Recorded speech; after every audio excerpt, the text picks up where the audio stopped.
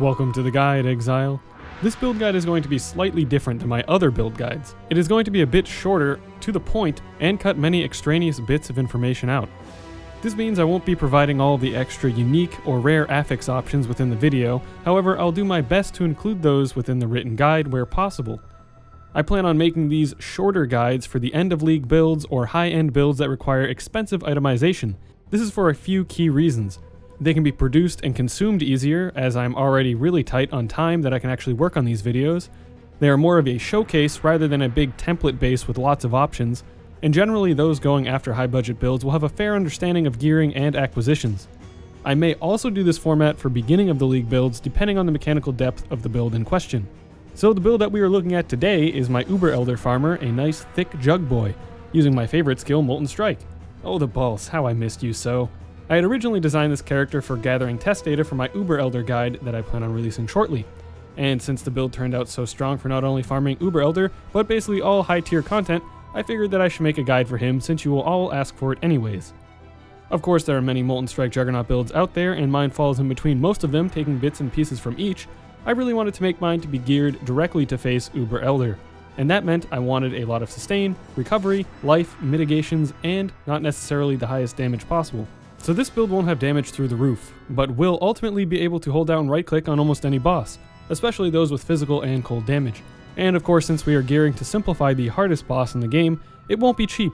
However, we can start out as a plain old Molten Striker and buy into the gear as we go. So as per usual, let's get into dribbling all these hot balls.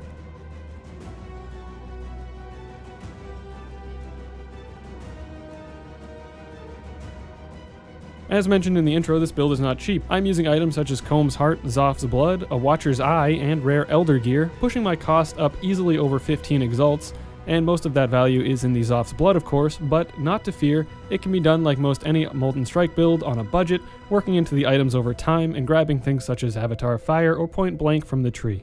Since we are focusing on Uber Elder, we're going to be building around his moveset and damage types. For the most part, the fight is all cold and physical damage, so we want mitigations for both. All the moves in the fight hit hard and happen together in quick succession, so we need not only to mitigate but to recover fast as well. Uber Elder has one terrible action slowing move, which is his Siphon, where all your action speeds will be drawn to a crawl, making you very vulnerable to Shaper's attacks, so we want to counter this in some fashion. Finally, we will have to manage many different spawning degenerations in the arena, requiring decent damage and control to finish the fight in a timely manner. So what do we do to combat all of this? Well, we are the Juggernaut with almost 100% physical immunity from Immortal Call and endurance charges. We also use a level 21 Purity of Ice and a +2 aura set of gloves for 80% maximum cold resistance. This can also be boosted with a Sapphire Flask or some other benefits if you so choose to use them. Along with Soul of Yuggle and the Juggernaut's generic reduced damage taken, this greatly minimizes the incoming damage of all their attacks, and lets us even stand in a Shaper Slam or Elder Tentacle Slam. We do a couple things for their high damaging moves. We garner over 8,500 life and can easily push 9,000 with proper gearing and a few levels past 90 if we want. This amount of life with our mitigations allows us to take around 3 Shaper Ball projectiles and all variants of Elder's Ice Spear move without even flinching. For recovery, we have 12% Life Regeneration, Life Leech, which when active is equivalent to 20% Life Regeneration, and Life Gain on hit. We push it even further using Soul of Arakali to increase those recovery methods by 50%, except for the Life Gain on hit. With all of these running at once, we recover our life pool almost instantly.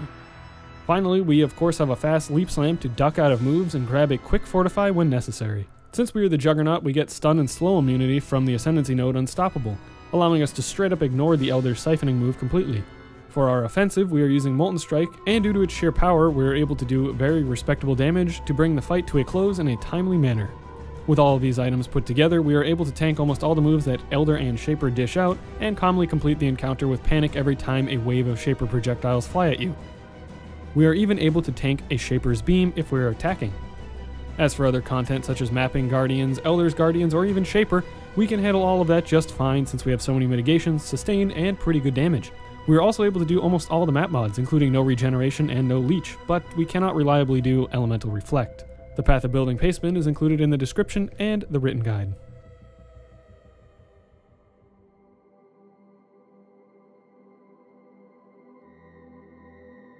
Our Ascendancy is the Marauder's Juggernaut.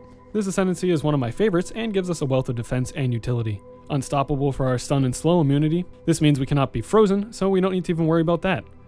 Undeniable gives us a lot of attack speed and accuracy to ensure that we're always hitting our elemental overload. Unflinching gives us our endurance charges to keep passively generating while we proc our immortal call. Unbreakable has the generic 5% damage reduction along with a lot of conditional life regeneration due to our immortal call mitigating 100% of physical damage. I would follow this progression.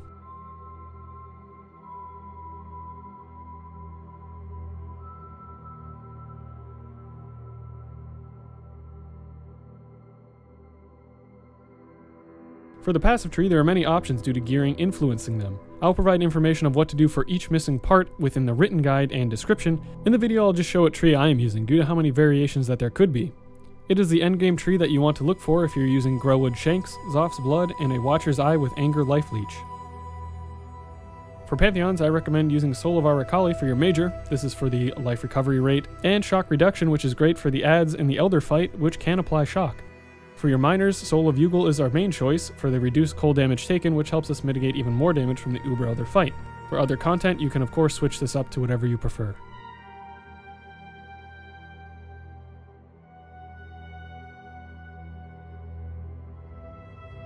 Here are the gem links for the build. Our Molten Strike is of course linked within our rare Elder helmet that has Immolate and Concentrated effect built into it. This provides us an effective 6 link to use alongside our Comb's Heart chest.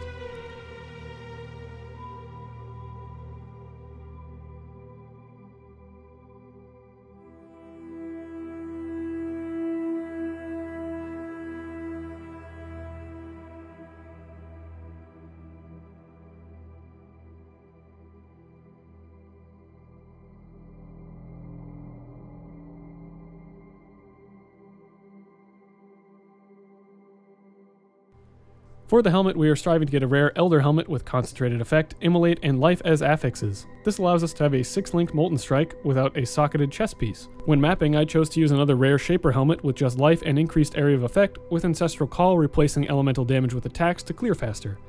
You could also manage with an Ancestral Call replacing your elemental damage and attacks in your rare Elder helmet. I just found Concentrated effect to be quite restrictive in coverage.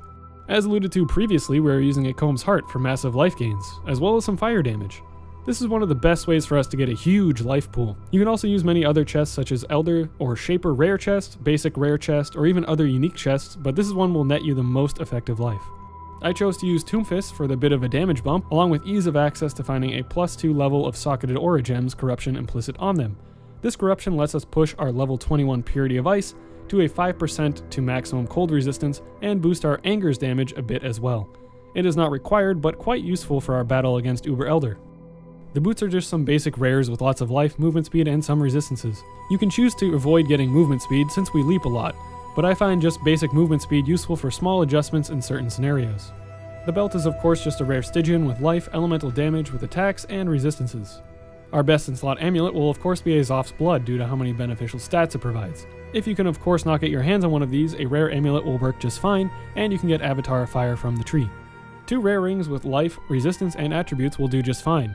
I also worked in a rare Elder ring with life gained on hit for each enemy hit by your attacks. With Molten Strike, even this small amount of life gain on hit shines, and I highly recommend it to supplement your regeneration and Life Leech. For weapons, we're using the ever so popular ball generators, also known as the Growwood Shanks. These are our best option here for the amount of utility that they provide for Molten Strike. They give point blank and more projectiles. What more could you ask for? Dual wielding these, we get 4 more projectiles to our Molten Strike for damage and more life gain on hit sustain. If you cannot get your hands on these, you can get some regular rare swords with high physical DPS. As for Flasks, you can really use any you'd like. I made this build around not relying on Flasks, and ultimately did most of my fights ignoring them except for some burst damage in certain scenarios. I will explain which Flasks I used, however. The Wise Oak. This one is of course for some fire penetration and reductions to our lowest elemental resistance, which for me is cold. A Dying Sun. This is absolutely not required, but I had one, so I just chose to use it for some extra area and projectiles for clearing maps. I do not need it for killing bosses at all. A Sulfur Flask. This is just great for tanking and it provides 6% life regeneration. A Silver Flask. This is mainly used for speeding up mapping and can be swapped for literally any other flask when encountering bosses such as the Elder, which I usually would drop for a Sapphire Flask. Blood of the Karui. Since we have so much life, regular flasks restore next to nothing. This flask restores our entire life pool at the end of its use, along with some during it. For jewels, we use a few unique ones. As with any Molten Strike build, you will want to be using 2 Wildfire jewels to increase our ball production. These can be placed in any of the jewel sockets aside from the top intelligence one. We are also using a Watcher's Eye with percentage of fire damage leached as life while affected by anger. This is a great source of extra sustain for our life.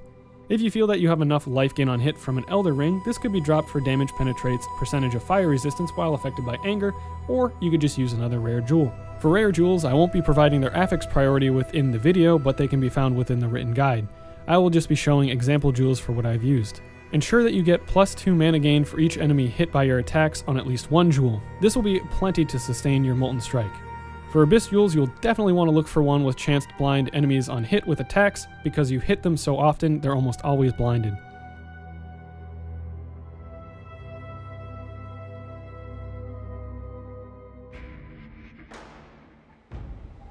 So there you have it, my first take in an Uber Elder farming build. I know that there are many other variants out there, some more expensive, some cheaper, some with more damage, and some with less. But this is what I wanted to use, especially since I wanted to gather data for my guide. It provides a good buffer for error and allows even the scrubbiest of players, such as myself, to get through the fight deathless multiple times. I certainly can recommend this build as a great build to get introduced to the Uber Elder fight, and before you push other builds into it.